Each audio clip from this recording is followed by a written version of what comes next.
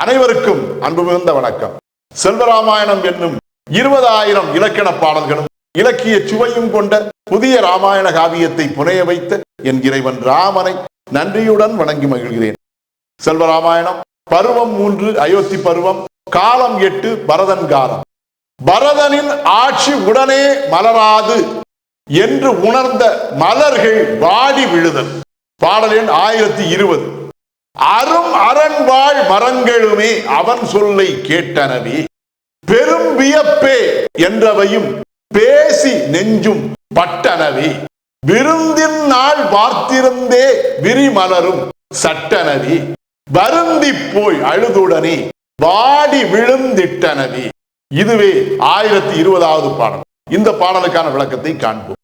அரும் அரண்வாழ் மரங்களுமே அவன் சொல்லை கேட்டனவே என்ற முதல் வரிக்கான விளக்கம். பரதன் நாடாளும் பொறுப்பை ஏற்றுக்கொள்ள மாட்டேன், ஏற்க மாட்டேன் என்று அவன் உறுதியாக கூறிய அந்த வார்த்தைகள் யாவற்றையும் அந்த அரண்மனை வளாகத்திலே ஏராளமான எண்ணிக்கையிலே நிறைந்திருந்த மரங்களும் கூட கேட்ட வண்ணம் நின்றன. பெரும் வியப்பே என்றவையும் பேசி நெஞ்சும் பட்டனவே. தன்னுடைய தமையனுக்கு உரித்தான அந்த நாட்டை ஆளக்கூடிய அந்த பொறுப்பை தான் ஏற்க மாட்டேன் என்று அவன் கூறியதன் மூலமாக இவ்வாறெல்லாம் ஒருவன் இருக்க முடியுமா? நாடாளும் பொறுப்பை ஏற்றுக்கொள்வாய் என்று வலிய வந்து அனைவரும் கேட்கக்கூடிய அந்த சூழலிலும் இந்த நாடு என்னுடைய தமையனுக்கு உரிய நாடு, அதை ஆளக்கூடிய அந்த பொறுப்பை நான் ஏற்க மாட்டேன் என்று ஒருவன் பேசுவது மிகவும் வியப்பாக இருக்கிறது என்று எண்ணி அந்த மரங்கள் யாவும் தமக்குள்ளே பேசி அவ்வாறு பரதனுடைய ஆட்சி வந்துவிடும் என்று நாம் எதிர்பார்த்தோமே, அது இப்போது வராமல் போகிறதே என்று எண்ணி அந்த மரங்களும் கூட தம்முடைய உள்ளத்தின் ஆசைகள் யாவும் பட்டு போய் உள்ளமே பட்டு போய் நின்றன. விருந்தின் நாள் பார்த்திருந்தே விரிமலரும் சட்டனவே.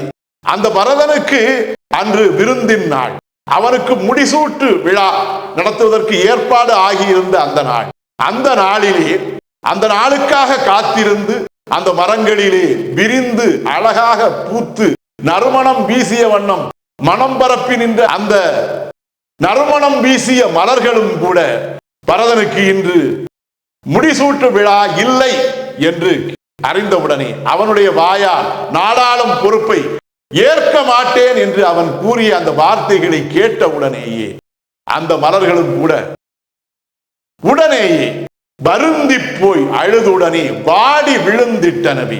உள்ளம் வருந்தி அந்த மலர்களும் அழுது உள்ளம் வாடி போய் உடனேயே அந்த மரத்திலிருந்து கீழே விழுந்து விட்டன. இதுவே 1020வது பாடலுக்கான விளக்கம். செல்வராமாயணத்தின் 1021வது பாடல் மற்றும் அதன் விளக்கம் ஆகியவற்றை அடுத்த பகுதியில் காண்போம்.